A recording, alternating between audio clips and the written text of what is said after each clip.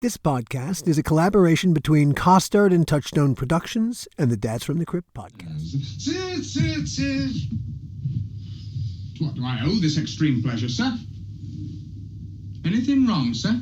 Wrong? Why should you think of anything being wrong?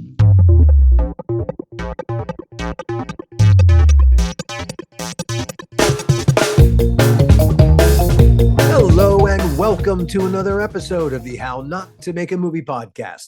I'm Alan Katz. As we wrap up another year and a great season, we ask the same question that Mr. Deltoid asks in A Clockwork Orange. What could possibly be wrong? Well, when you get to work with actors like Malcolm McDowell and Aubrey Morris, nothing is wrong whatsoever.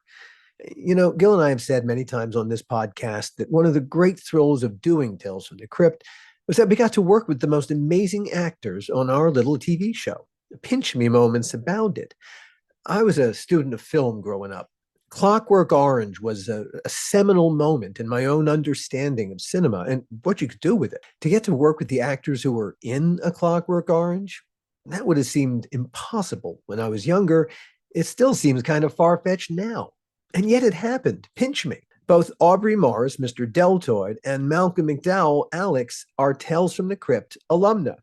Malcolm starred in the Reluctant Vampire episode. Aubrey starred in Till Death, and also was one of the few bright spots in Bordello of Blood.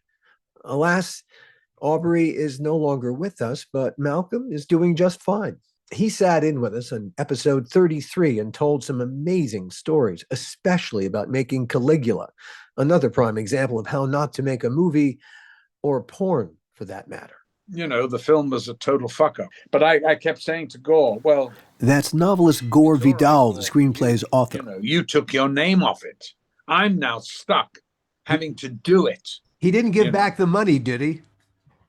I don't know. No, he didn't. He did not give back the money. Of course he did. He got paid $225. He got paid a nice chunk of change for those days. Oh yeah.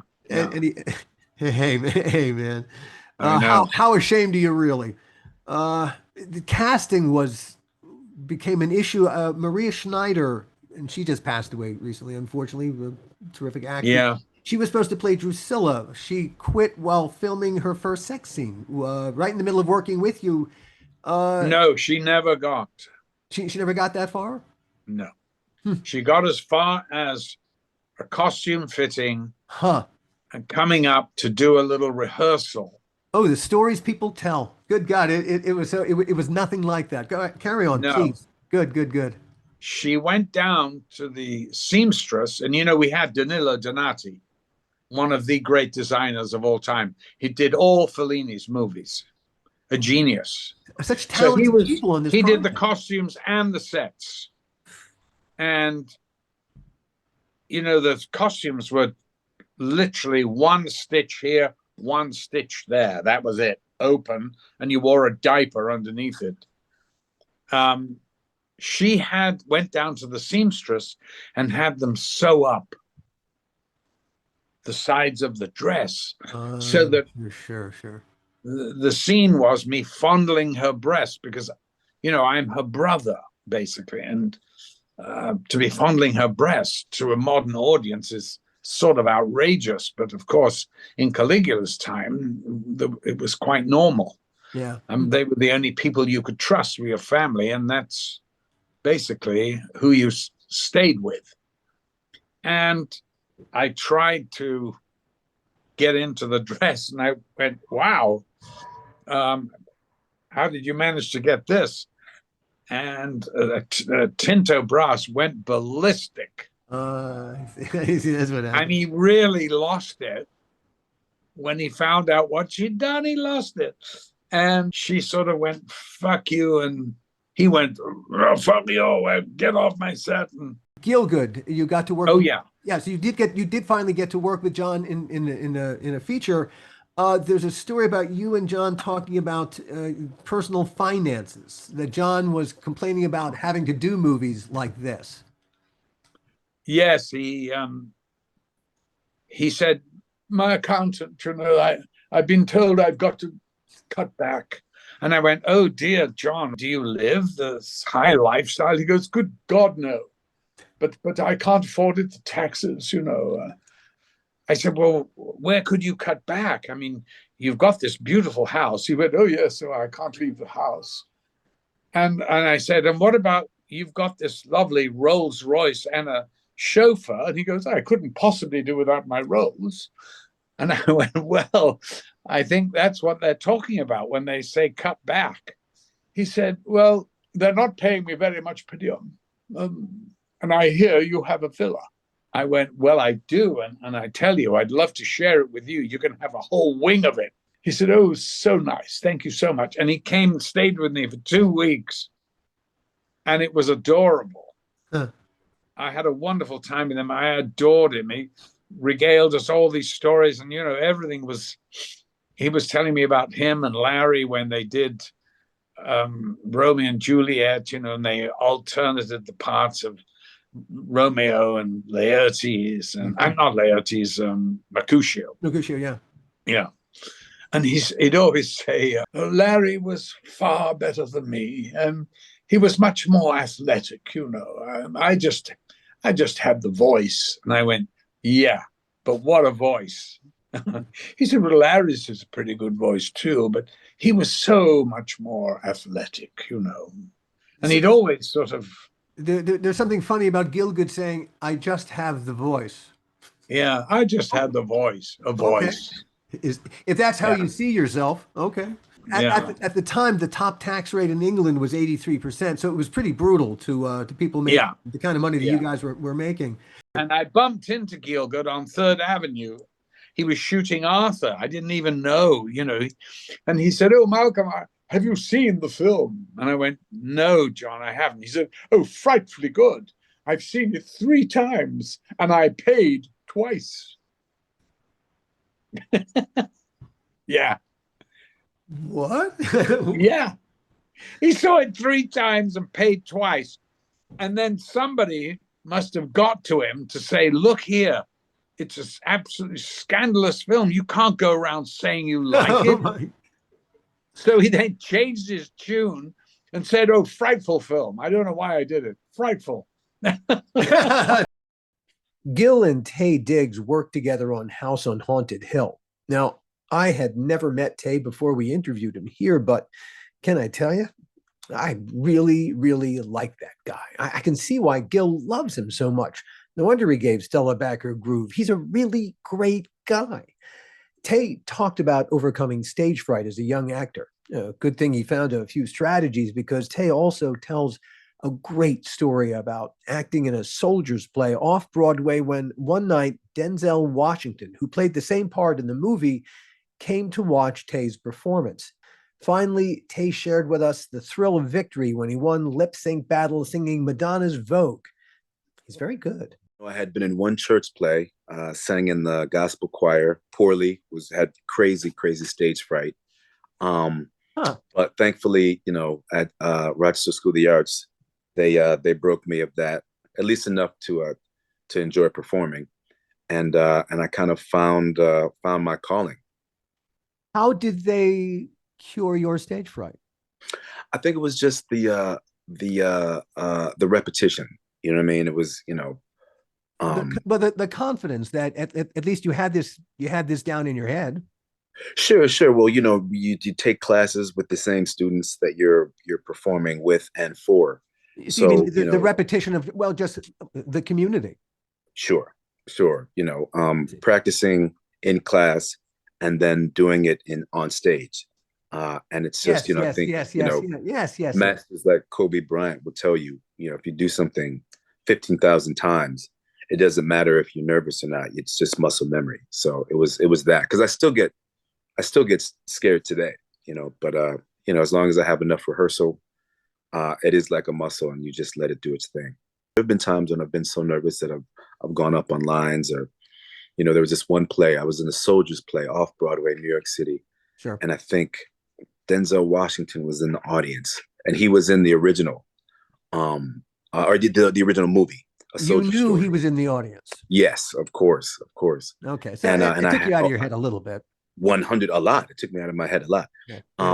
Or put me in my head, actually, too much in my head. And I had this beginning monologue You were sitting in the audience next to Denzel watching you. Oh, I was in his head, judging myself. No, you were seeing your performance through his eyes. Yes. Oh, that's a lot of gymnastics inside your head while you're trying to act in a very good play. Right. And I had this, like 5-page monologue, and I kind of tried to let my muscle memory take over. And before I knew it, I had started to repeat a certain part of the monologue. No. And I didn't realize it until So I had to while I was, this is where actors can, I really give it up to actors, because while I was in the middle of repeating it, I had to figure out where I had gone wrong and how to jump back to where I needed to be without, trying to not let the audience figure it out. But again, I got through it. But the great thing is that once you flub like that, the rest of the show is a piece of cake. Surely. Yeah. Oh, good. Oh, that's good to know.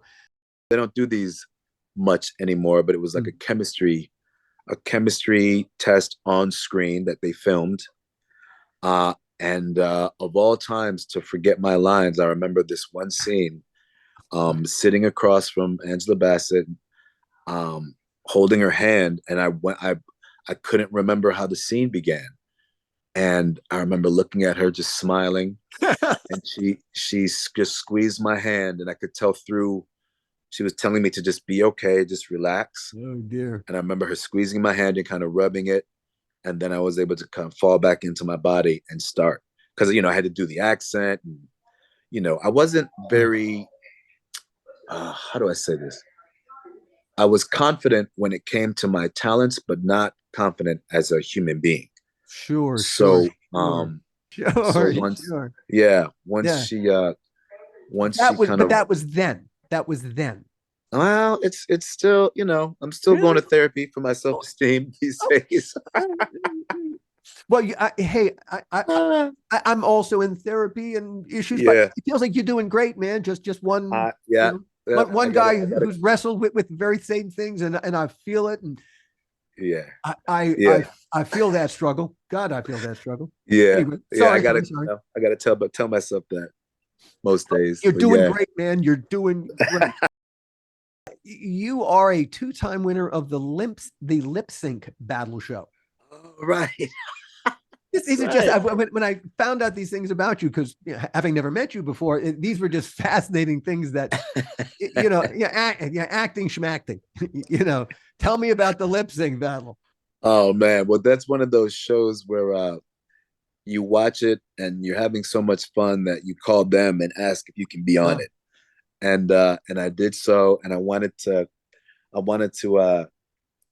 make a splash and try to do something that I didn't think. Syncing and great lip syncing. It's the blonde wig and red lips with the stubble. That's what did it. And what did you wear? We worked with the very best of the best on Crypt, actors especially. Among our very favorite actors, we hired her 3 times, we liked her so much, was SHERRIE ROSE. SHERRIE told a great story about writing and directing her first feature film. I hope I get the title right this time, Me and Will. And then getting the chance to have Oliver Stone back the movie, but with a deal-breaking caveat. What SHERRIE did in the story, it took guts and integrity. Check it out. We also talked about the writing process, what it was like working for William Friedkin, and what it was like doing an intense sex scene for director William Friedkin. SHERRIE was a great actor to work with, and she's a great storyteller too. Yeah, we love SHERRIE ROSE. Cassian Elwes at the time was repping the film, and he set up a screening for Oliver Stone. So we went to Oliver Stone's office and screened the movie, and he wanted me to change the ending. And he watched the whole movie. We watched it with him. And I drove home and I said, I may not ever be able to write, direct, produce, and star in another movie. And I don't want anyone else to mandate what my ending should be. What kind of ending? He wanted he just kept saying, he kept doing this. The bad girl should live. The bad girl needs to live. I'll put my name on it, but you got to reshoot it and the bad girl has to live. And I'm like, yeah, that's not really the story I'm trying to tell. You know, I mean, it's hard to talk back to Oliver Stone. I mean, he's Oliver Stone, right? Yeah. But I have to have my own opinion. I have to live by my own creed. And so I said no to that. Sometimes I regret that only because it could have been a sacrificial lamb so that I could have gone on to maybe make another film sooner. And I've been writing still, and I've now started raising money again to start making movies again, which is exciting for me. And I had to put that on hold for a little while because I became a mom, and that was important to me to be available to my son. And that was where I chose to put my time and energy. So, but now he's off at NYU and he's at film school at Tisch. Congratulations. Thank that's you. great. So he's flown out of the coop. And does he want to write or direct, or does he know yet? I think he wants to write and direct. I think that's his focus. He's doing some modeling and he's done some acting. He's a good-looking kid, but I think his focus is on writing and directing. He's got a really good eye for directing, and he writes very quickly. I introduced him to Final Draft when he was probably 16, and he just picked it up so quick. He's like, "Oh, drop down over here, over here." I'm like, "Oh, okay. Guess you don't need my help." You know. I frankly, I'm a screenwriter. I'm a screenwriter guy. I have Final Draft and screenwriter. I can't stand Final Draft. I like screenwriter, but oh, you like screenwriter? Yeah, you do. Yeah, but that's a screenwriter argument. Yeah, well, I think it's whatever. Yeah, it's whatever resonates with you, whatever helps you get it on the page. I'm fussy about little technical details. Like I said, right. Well, I'll tell you, I still write pen to paper, and then I write it as if it was looking like a script, and then I transcribe it later and write it that way. I can't. This doesn't resonate with me. It's funny. The best class I ever took in high school was typing. And learning how to type was really everything. For the most part, I can think like this, and then it depends upon the nature of the keyboard. Different keyboards, some keyboards are just not acceptable. It's got they don't feel right. Everything has to flow from the fingertips through the keyboard. Dialogue. Yeah, a lot of dialogue gets written longhand. I don't know. It just naturally wants to go that way. It doesn't want to go that way. It wants to go this way. Yeah. I don't know why that is. It's a mystery. Yeah. I think once a writer, always a writer. I just have, I get some of the best scenes or lines just driving through the canyon here. I live out in Malibu, and I'll start laughing to myself. And, my son got used to me going, it's like, "Mom, are you writing a scene in your head right now?" I'm like, "Yeah." I mean, you want me to tell you about it? Sometimes he said yes, sometimes he says no. But, I just start all these, characters are having an issue or something's happening. And then I'm like, "Oh, it's perfect. I got to pull over and write this down." So the first time we hired Sherrie at Crip was for Billy Friedkin's episode on a dead man's chest. It's about a rock guitarist who gets a tattoo that's a little too lifelike. So we have Billy Friedkin directing the episode, and we're now casting, and you walk into the room. Yes. Billy. Yes. Danielle Ullman was my manager. She used to be married to Greg Ullman, Danielle Dell. She still is a manager, D2 Management. She got me in the episode. Yeah. Yes. He's in the episode. And then I think I had suggested Steve Jones, and you guys hired him. We did. And what did you do with your commission? I didn't. I never get commission. I never get the gig down. Sometimes I'll get a dinner or lunch out of something, but usually not even that. Something. So, but I remember Danielle telling me, be prepared. And I always, I try to always be prepared. And I knew if I was going to read for somebody like William Friedkin, I better be prepared. And I better be prepared to the point where if he throws other things at me, I'm ready to pivot and make those adjustments for him. And, immediately, one of my first big auditions that I ever had, I read for, it probably was Parenthood. At the time, they didn't tell us what it was, but I read for Ron Howard down in Miami, right after I had done Miami Vice. Ellen, I can't remember her last name right now, but she brought me in the room, and I remember being prepared and Ron Howard thanking me for being prepared. What did you do to prepare?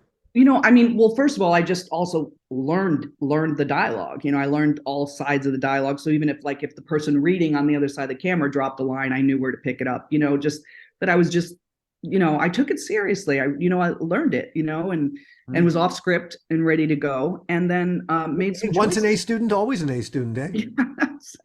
And I made some choices, right? So, and right or wrong, I committed to those and what they were. And I asked him, the character's name was Miss Vendetta, so I kind of knew that she was tough, right? And he allowed me to just play, and then he brought me to new places in the room, and he thanked me for being prepared, and he basically said, you're Miss Vendetta. And the casting director was not happy about that. And so hey, that's not true. We have other people to see. Other people are coming in. You guys work out that. I'm happy to do it. I'm available. It's just so grateful, And I always look at those experiences too. And that, even if you don't get the opportunity to read for William Friedkin or something, you never know what's going to happen. And it's just awesome to meet people like that, people that are talented, and Ernest Dickerson was amazing to work with. It's so true. The impression that you make today might not pay off today or tomorrow. It might pay off a couple days or weeks or months down the road, but that's the point. Yeah, and you got to show up. I mean, a lot of the movies that I did in Thailand, the action movies, I mean, listen, they're not the best movies. They're not bad movies. I mean, they're whatever. But I was able to keep earning a living and keep working at what I love doing. And I worked with the same directors over and over again because, I don't mess around and make them more stressed. I know they have enough to deal with. I'm there to help facilitate what they need. The sex scene on a dead man's chest was... Billy directed it rather forthrightly. He really had you guys going at it. Yeah, he was really pushing us. That was a rough day. Doing any sex scene is hard, and then he wanted it to be raw and gritty and making the other actor getting upset, and stuff like that. So Yul Vasquez. Yeah, Yul. Yeah, that's right. Yeah, he wanted Yul to just get more and more agitated and stuff. So he pushed us, and he pushed us when I was there with Steve Jones too. When I was he killed her, screaming. You got to go deeper. Don't hold anything back. It's tough. You're vulnerable. People are, the camera's on you. Other people are going to be watching it later. You want to look good. Those are never easy. It's a work environment, but you're still naked and they're not. Yes. There's just something in the power structure of the room that seems, there's just an oddness to it. Yeah. It's who you work with too. Yul was amazing. I mean, he's just a gentleman. With William, and I didn't expect this from William Friedkin either, I knew that his job wasn't to make me comfortable, and I accepted that. Barry Primus was another guest who Gil knew, but I had never met before Barry did the podcast. And Barry was another delight. While he's appeared in movies like Boxcar Bertha, The River, Space Camp Mistress, and Martin Scorsese's The Irishman, Barry's mostly been a New York theater guy. He told a great story about the first time he auditioned for Jerome Robbins, who, despite that first audition, later became a friend. And he told a great story about Jerome Robbins and Zero Mostel. When you auditioned for Jerome Robbins, I saw an interview that you did where he described your audition as the worst audition ever. Where did you see that? That's great. That's true. There's a book that quotes that. There's a book by Louis Zorch on auditions. I came to see Jerome Robbins that Anna sent me for. Anna sent me to meet two people of my life. Jerome Robbins and Leah Kazan. Anna sent me to those people. So I came to see Jerry and auditioned for this play called Oh Dad, Poor Dad, Mama's Hung You in the Closet. Sure. Yeah, I'm so sad. Well, I couldn't make head or tail of the goddamn script, but I had to meet Jerry. So they had given me the thing and I was looking at it. And then they called me in. Jerry was at the end of a long hallway sitting at a desk, nothing on the desk, just a little tiny desk. And I came walking in, he kept watching me with a cigarette, he biting on the cigarette, looking at me. And then I read, and he said, Uh-huh. Now that's the worst audition I've ever heard. The worst. He said, "What were you thinking?" I said, "I don't know." Listen, Anna Sokolow sent you here. Anna says you're very talented, and Anna is somebody who knows things. Now, I don't know from listening to that reading whether you're either an idiot or you're extremely unique talent. I have no idea. But since Anna sent you, I'm going to put you in the play. Let's try to find this out. Don't ever do that again. He said, "Now get out of here." And I left. And that's how I got my job with Jerome Robbins, mind you. And then Jerry became a very important person in my life. So Zira Mostel, who was a theater animal beyond theater animals, you know, Indeed. Unstoppable theater animal, who I used to see in Ratner's restaurant down on 2nd Avenue. Remember, Gil? So Sure. great roles. Oh, yeah. Oh, yeah.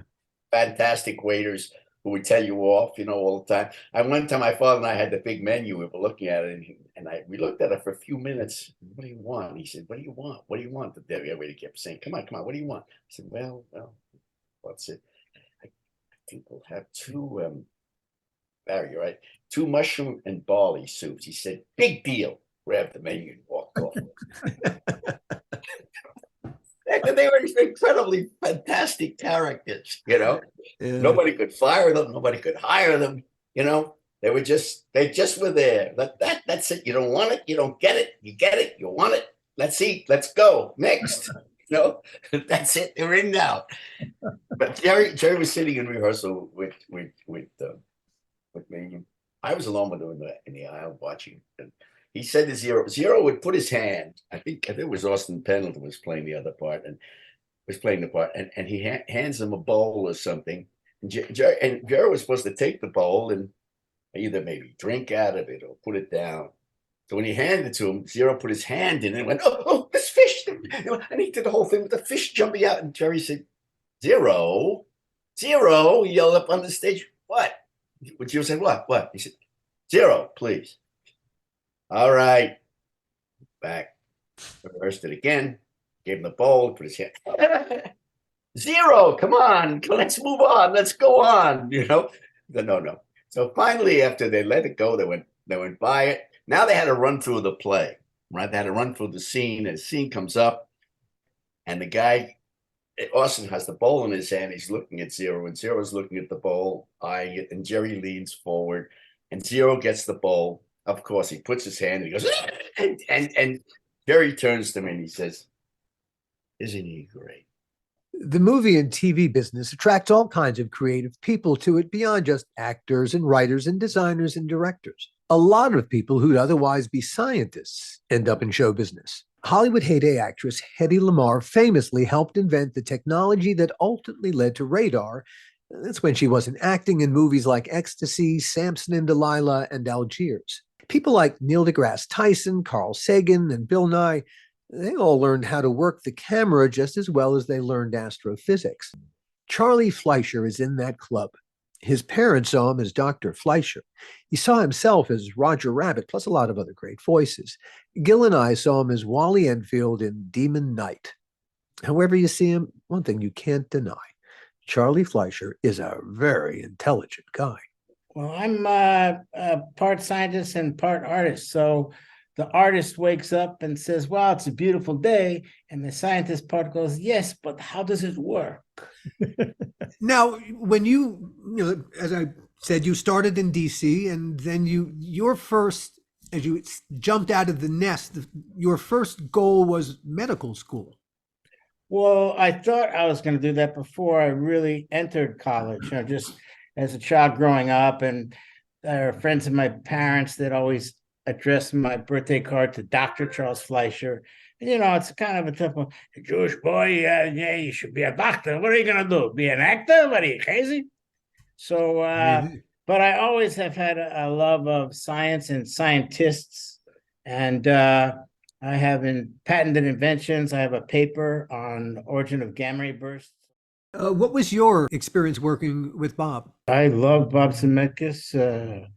He's one of the greatest ever. I mean, Back to the Future 2. That's right.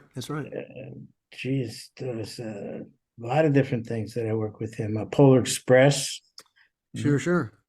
Yeah, he's just a great guy and a great artist. Yeah. You know, his enthusiasm, and there's like some sets you're on, and maybe a grip will have an idea and say, hey, well, what if you put that thing over there? I'm Frank Tolbert, and you're telling me how to direct. Get the fuck off my set. But if somebody says something to Zemeckis is a good idea, I go, he's just a beautiful human. Yeah, we felt the same way. We worked with him on Tales from the Crypt for many years, and it was always a delight. Always great fun. Yeah, great talent. And a great person. They don't always come into the same package. Some people are really talented, and they just their talent maybe overpowers their dignity.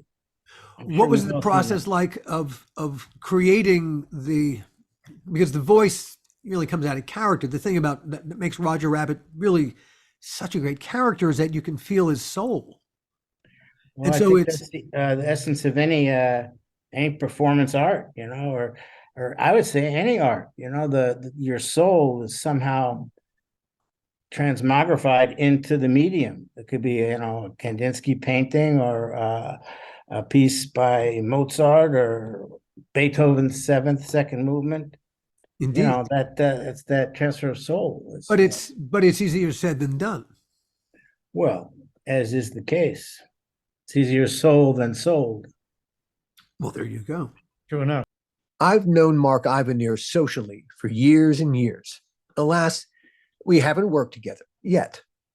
But it's amazing what you learn about your friends when you suddenly have to research them for an interview. You learn that as much as you think you know them, they're even more interesting than you knew. As good work does, your work in Schindler's List got you more work. And eventually you ended up working with De Niro in The Good Shepherd. You won the Silver Bear Award at the Berlin Film Festival for that. Yep. It took some time to get cast in it. It's another project that took a very long time until it happened. And then so I had a meeting with him after I read for it. Then they asked me to come and meet with him while he was filming Meet the Fockers in Los Angeles. So we sat in his trailer and talked about the part. And what was funny is that I kind of, well, there's a few stories about that, but one of them was that in the audition, the original audition, I kind of added, because I'm playing a character that is being severely drugged. I remember De Niro's assistant calling me and says, so you sang this song in the audition. We want to keep that, but we don't want to get the rights for, we need the rights for the song, that we don't have that, but Universal gave us another song. And so here's the song. And I call him back 20 minutes later. It's like, look, De Niro most probably knows as an actor, if you choose something, there's a reason. And I chose this song for a reason, because it does something to me emotionally. The other one doesn't. So just if you can convey that to Bob. And literally 3 minutes later, I get a phone call from this guy. He says, Bob said, just stay with this song. He'll do whatever needed for you to have that, because that's the most important thing. And then it was an incredible, the whole shooting process was incredible. He was so very much tuned to what me as an actor, what I needed, including at a certain, I'm not going to tell the whole story, but including at a certain stage, just stopping there was a scene that was supposed to be done, and then they canceled it because of problems, financial problems and time problems and blah, blah, blah. And I called him and I said, again, look, that scene is really important to me for the last very significant scene that I have. So I don't know, of course, you're the director, you should do whatever, but I just wanted to let you know. And he stopped everyone that were getting ready for the new scene and all the light and the set and everything. And he said, no, we're gonna actually do that scene because it's important, and that, which cost them, I'm sure, a lot of money, but that was him. He is really focused on what you as an actor need, and thank God the result was really good because how he was so attentive and went for what he trusted you.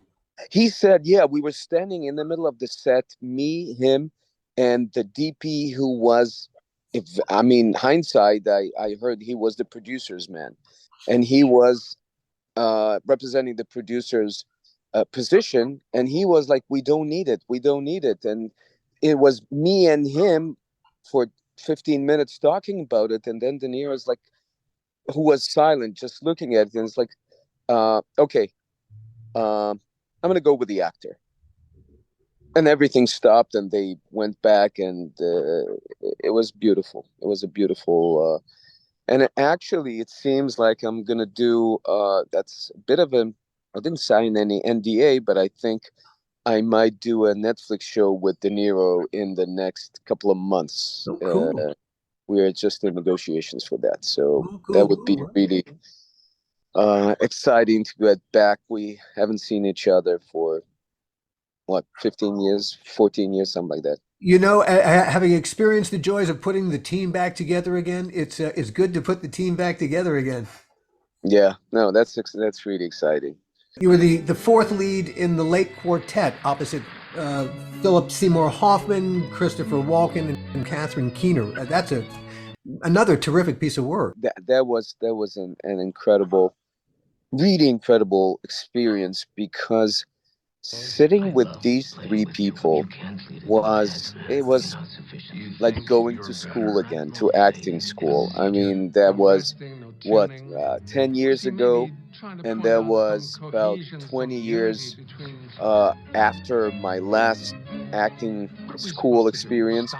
But it was really sitting with masters and seeing them at work, and just wow, how I need to remember that and that and that. Like, in particular, it's just the way all of them were so open. There was so much improvisation happening there, and listening. And I mean, Phil was just an amazing guy.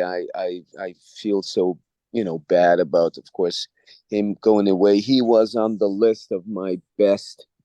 If you put 5 best actors ever, he would be on that list.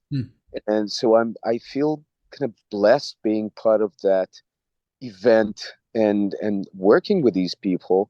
I mean, and here's a funny story about them. So we had a 1-week rehearsal period on which we would come in the morning and just do every scene and go through the scenes and rehearse them. And so we're sitting one morning, and Phil and Catherine, who were friends besides the shooting from before, they have like something is happening there between them. They're laughing and they're whispering to each other. And like an hour and a half into the thing, there's a break, and we would go and smoke a cigarette outside after like in between rehearsals. So all 3 of us step outside and smoke cigarette, and I asked them, so guys, what's going on? What's the little thing that happening between you? And Phil is saying, so look, I mean, we were just talking about how everyone thinks we are like, I'm an Oscar winning actor and Catherine was nominated and we did this and that and then and that, and how insecure we are and how little we know, and what we how stupid and not adequate we feel. And that, so the gap between that and what we are having when people are looking at us and talking, that was kind of funny, and we were kidding about that. And to me it was so eye-opening that this guy who was nominated for 3 Oscars in the past 4 years and won one, and Catherine who were in these, and that's what they feel. So, wow. Gil worked with Brandon Routh on Superman Returns. They bonded immediately. When Brandon sat in for a conversation with us, I understood immediately why and how that happened, because I too immediately bonded with Brandon. There's just something, well, it's not Bond, is it? It's Superman. He's Superman. As Gil and I have discussed here, we never hire actors to act because the camera will see it and then we'll have to cut it out. We hire actors to be who they are as honestly as possible. The best actors, they're the most willing to put their raw emotions at the service of the character and the story.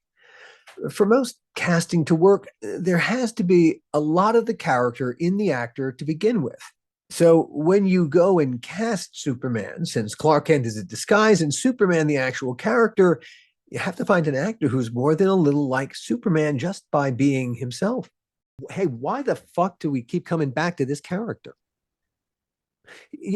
Because he's one person who in a way is saying it's so. For me, what Superman is, he's an alien. Came from another place. He's a human. He is the same emotional, whatever. All that structure is the same as us, right? So he's just able to sit in his own skin because he has powers that show that. He has these powers that show that his inner, that he has a great power, so he can have great power internally also, and it's okay to share that inner fortitude or compassion or empathy and all of the things, the wisdom that he has, because he can justify it with his physicality somehow. Yeah, we don't as human. I really, absolutely. So I mean, he's invincible, but not emotionally. Well, yeah. Mm-hmm. He is vulnerable emotionally. Yes. And that's, in spite of all the superpower, he's still, yes, there's kryptonite, but there's also that attachment to other living creatures. Yeah. I think that's really what made our movie so different than any other movie about Superman before or since. So fast forward to my college experience and going to IMTA, meeting my first manager at this, big cattle call, like thousands of people there. Oh, like 1-2% of them are actually going to get signed with somebody and become, do anything with it. 5.5% actually make any money. Be me. You were one of them. I was one of them, and there are a couple other people, that are people still working. My first manager, my first meeting was a gentleman, a lovely gentleman, Jeff Maroney, and he had a management company with Beverly Strong, and said, I was at a meeting with him, and he was like, oh, so I think you got a great look, and you're a little green. And I was like, huh? And then I found out what that meant. But you got a good look, and has anybody ever told you that you look like Christopher Reeve? And I was like, no. Well, you do, and I'm a big fan. And if there's ever a Superman movie or film, we're definitely going to get you in on that, because you'd probably have a good shot at that. And I was like, oh, okay, cool. And that was the first time I've ever had that I recall anybody mentioning that to me. So then fast forward to 2000. What was all right? So, but someone says this thing to you, mm-hmm. And you know what this franchise is. You know what that is. You had seen Christopher Reeve's work in Superman. Does this connect in any way in your head? Is this beyond fantastical? Does any part of you go, you know what? Well, it does, because I'm from Iowa, because I am rather like Clark Kent, and have been, certainly was at that time in my life more even. It all made sense, and it's comedy, and I love that movie, and I have fond memories of watching that movie, but also throwing up, because I was so excited from jumping around, assuming before it came on TV that I gave myself a migraine headache or whatever. I had a migraine headache. Who knows if I gave it to whatever. I had a migraine headache and was throwing up. laying on the couch with a metal bowl below me, like, throwing up through most of the movie. And that was my first Superman experience. But I had my pajamas. My mom still has my Superman pajamas, a little cape. That's my first Superman memory and experience. It touched you. I don't know. I mean, yes, obviously it did, but I don't know the thoughts leading up to a 5-year-old kid, 6-year-old kid being excited to watch Superman. I remember literally jumping on. My brain says a couple jumps on the couch and this, and then stick and throwing up. yeah. But good enough. So yeah. You weren't up to the wire work at that point.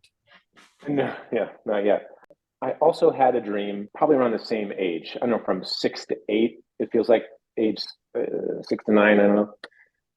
I had a dream that I was flying in a big metropolitan city. I was flying as a kid. I was, whatever age I was at the time, flying, and like this, and around me, also flying, were koalas that were wearing capes. And the movie was filmed in Australia. Wow.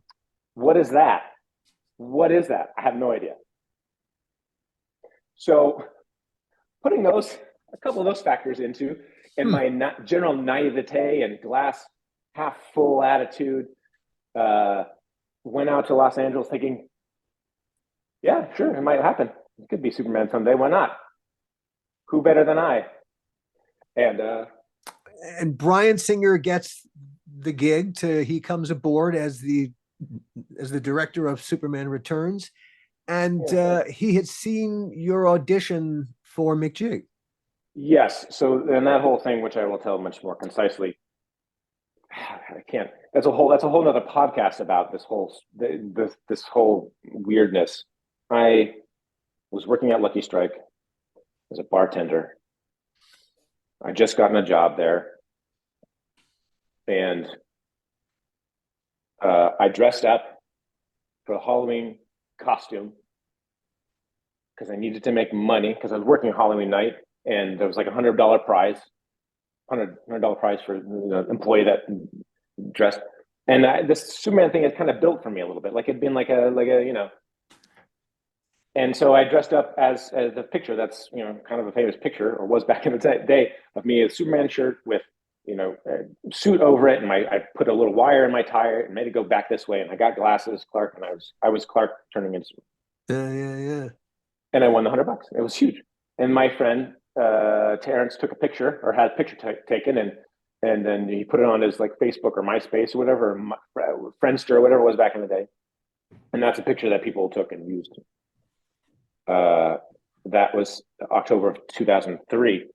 Prior to that meeting, I ended up at a birthday party with a woman who was the assistant to J.J. Abrams. Okay, I didn't know this at the time. I'm having a conversation with her. She's like, "Oh, Daniel, you look a lot like Superman. Has everybody ever told you that?" I was like, "Oh yeah, my manager." And I was, "Oh well, my boss is writing the next Superman movie." And I was like, "Oh really?" It's like, "Yeah, and you'd be great for it." I was like, "Really?" Well, no, I thought they were doing the Nick Cage thing. Like, I'm too old for that. She's like, no, they're doing a whole nother thing. He's younger and all this stuff. And I was like, "Oh wow," my brain is just like on fire. I'm just like, if you're giving me your headshot, maybe I can give it to him. My boss, he's just the writer. He doesn't, I don't have any power necessarily, but maybe he can get it to the producer, John Peters. It's like, okay. So the next day or 2 days later, I drive into ABC. I hadn't really been there much before. Driving on a lot, she got me a pass, and I walk into the Alias offices. And I find her, and I give her my headshot, and okay, thanks. And then I was like, "Oh, this is crazy," and I leave. And I said, "Well, who knows what that is?" I have a memory that John actually came to Lucky Strike, but now I don't know if that's real. I have a dream that John came with himself and an assistant, John Peters, the producer of the movie. At some point, yeah. At some point. I don't know when. I don't know if that's. I remember. Anyway, so that was October. I don't think anything happened in there. Then January comes around, pilot season, busy. I get an audition for this show for CW called The Mountain. On it, I see that McG is a producer. McG's directing Superman Returns or Flyby at the time. And I go, I bet if I get a call back, he'll see me in the callback and he'd be like, you should be Superman. So I worked really hard on the audition. It was for a character with edgy guy, like a cocky, guy. I don't do that well, especially then. No edge, didn't know how to do that. I had a fine audition though, and they brought me back for a callback. I'm like, he might be there. He might be there. He wasn't there. But who? But so close so far. But his producing partner Stephanie Savage was there. So I didn't know who Stephanie was, but we're talking, and then casting director stepped out of the room for a little bit, and we're talking, and she's getting a coffee, and she went to University of Iowa, and she was also an ice skater or something. We talked about ice skating. I'm we're bonding about the University of Iowa, and I'm just kind of gently charming, but I'm not saying anything about Superman, but I'm just showing all these qualities, I think, in my, who else? I was 23, 4, I don't know, out of my mind. And then I left. And my manager calls me a week later, and he's like, I had some good news and bad news. And I was like, what do you want first? And I was like, I guess the bad news. He's like, well, you might want to pull over. I was like, okay, well, the bad news is that you didn't get the job. And I was bummed because they thought maybe they could write a different part for me because I just wouldn't fit the mold of the character I needed. But it didn't work out, and I needed a job. But the good news is they want, McG wants to meet with you. They're setting up a meeting for you to meet with McG. So I literally created my own meeting. I mean, I did. Would I have seen him otherwise? I don't know. Through the natural casting process, possibly, but with very different energy. I would have been coming in. So then I had a meeting with him about 30 minutes. We talked nothing about Superman. I left. I'd met John there. I think he was in the office. I might have met you too, Gil, but I didn't know your name. And right. I knew John because the assistant had talked about John. And then I later came back and read with the casting directors, and then read a callback with McG, and then a screen test, and that's where I met Gil at the screen test, and then I didn't get the job, and nobody got the job, and then I was destroyed. My life went no. I mean, I was like, oh man, I was this close to the sun, and I burned up before I got there, and then Friday, the 13th of August 2004 rolled around, and everything changed. Indeed, it did. See you next time, everyone, and happy holidays. The How Not to Make a Movie podcast is executive produced by me, Alan Katz, by Gil Adler, and by Jason Stein. Our artwork was done by the amazing Jody Webster, and Jason Jody, along with Mando, are all the hosts of the fun and informative Dads from the Crypt podcast. Follow them for what my old pal the Crypt Keeper would have called terrific crypt content.